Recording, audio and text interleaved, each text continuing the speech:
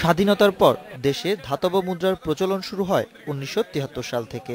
পর্যায়ক্রমে ৫ টাকা পর্যন্ত করা হয় ধাতব মুদ্রা বা কয়েনের প্রচলন। কয়েক বছর আগেও লেনদেনে কয়েনের ব্যবহার বেশ ভালোভাবে থাকলেও এখন তা অনেকটাই কমে এসেছে। গত কয়েক মাস ধরে দেশের বিভিন্ন জায়গাতে কয়েন বিড়ম্বনায় পড়েছেন সাধারণ মানুষ। ধাতব মুদ্রা নিতে অনেকের অনীহা থাকায় ব্যাংক ও দোকানগুলোতে পড়ে আছে বিপুল পরিমাণ কয়েন।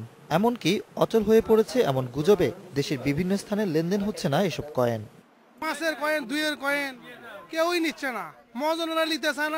এসগি দিলে পরে তারা বলে যে মাল আমাকে ফেরত দাও, টাকা নেওয়া লাগবে না, আমার এসগি নিতে পারবো না। আমরা যখন ব্যাংকে টাকা প্লেস করতে যাই, ব্যাংকে টাকা নিচ্ছে না। সমস্যা হচ্ছে এসগি এত পরিমাণ বেড়ে গেছে, দিলে অসম্ভব হয়ে গেছে। গই গ্রামে আমরা ২-১ টাকা জিনিস বেচতে যাই, আমরা এসগি নিচ্ছি কিন্তু আমাদের থেকে মহাজনেরা নেয় না। তবে ধাতব মুদ্রা অচল হওয়ার কোনো সুযোগ নেই বলে জানিয়েছে বাংলাদেশ ব্যাংক। মূল্যমান নির্বিশেষে সব ধরনের নোট এবং ধাতব মুদ্রা বিনিময়ের বিষয়টি নিশ্চিত করতে ব্যাংকগুলোকে নির্দেশ দিয়েছে কেন্দ্রীয় ব্যাংক। কিন্তু এখন আমাদের জনগণও নেয় না, যার ফলে ব্যাংকের পক্ষে অনেক সময় এটা করা সম্ভব হয় না। তারপরও আমরা ব্যাংকগুলোকে একটা চিঠি লিখেছি, দেশের জনসাধারণ ব্যাংকের কাছে কয়েন জমা দিতে আসে, তাহলে ব্যাংক যে কোনো অবস্থাতেই এটা নিতে বাধ্য থাকবে।